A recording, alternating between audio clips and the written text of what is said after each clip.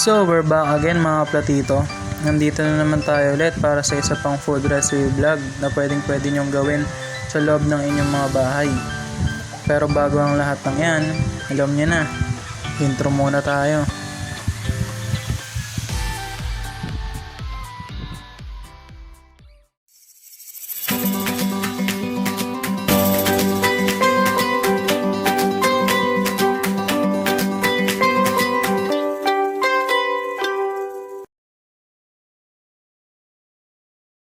So hello mga platito, ngayon ay ipapakita ko sa inyo paano ang procedure ng pagluluto ng adobong gata na tambakol. Una ay kailangan muna natin pretuin ang tambakol.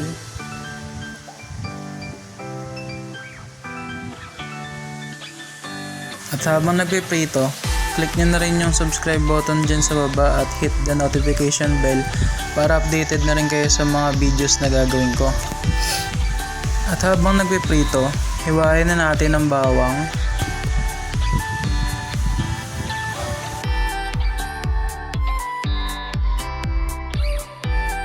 sibuyas at luya.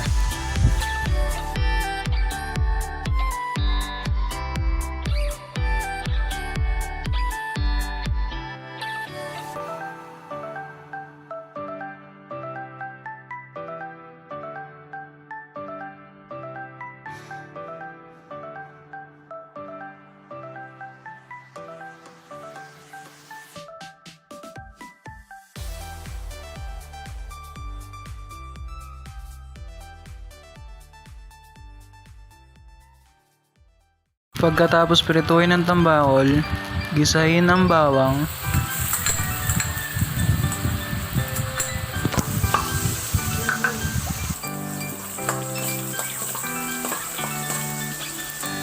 sibuyas,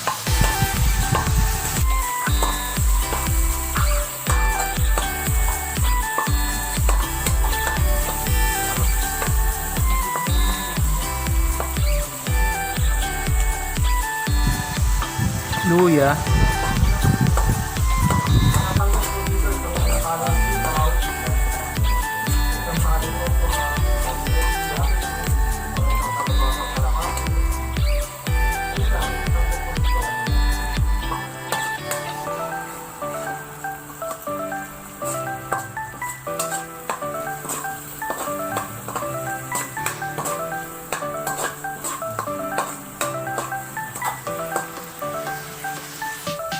siling panigang,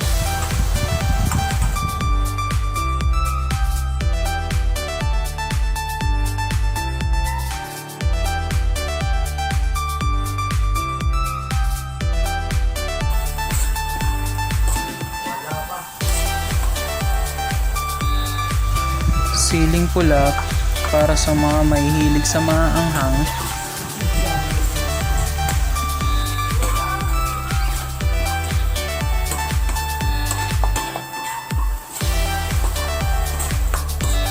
pagkatapos gisahin ito, isama nyo na ang prinitong tambakol.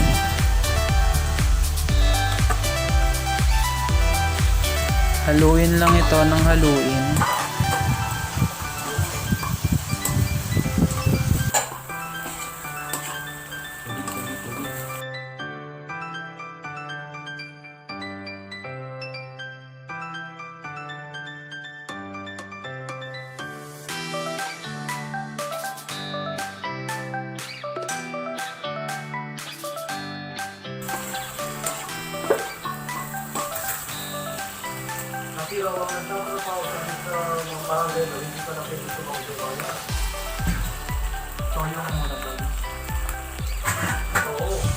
Lagyan ng toyo.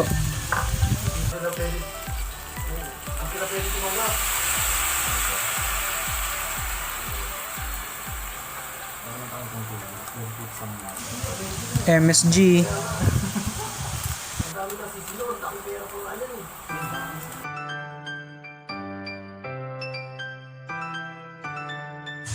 At haluin lang ito ulit.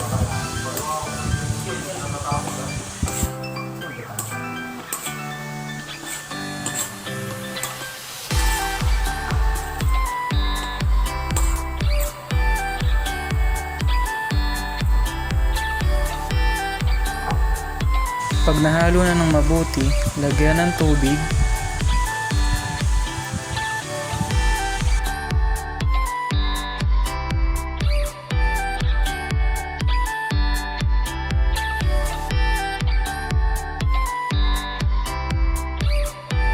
At pakuluan ito.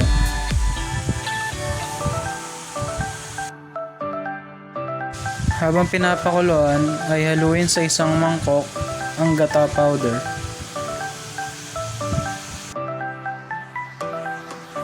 Pagkatapos pakuluan ng ginisang tambakol, ilagay na ang gata powder na tinunaw sa mangkok. Haluin lang ito ulit.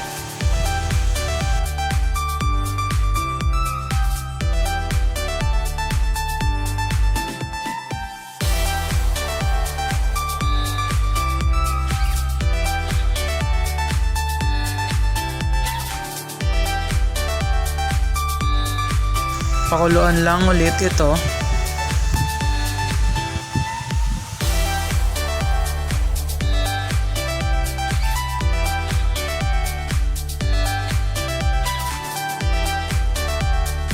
At pagkakulo, ilagay ang pechay.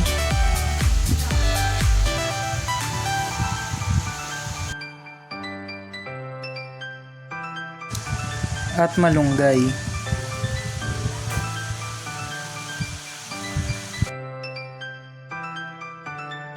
Pagkatapos ay haluin lang ito at pakuluan lang ulit.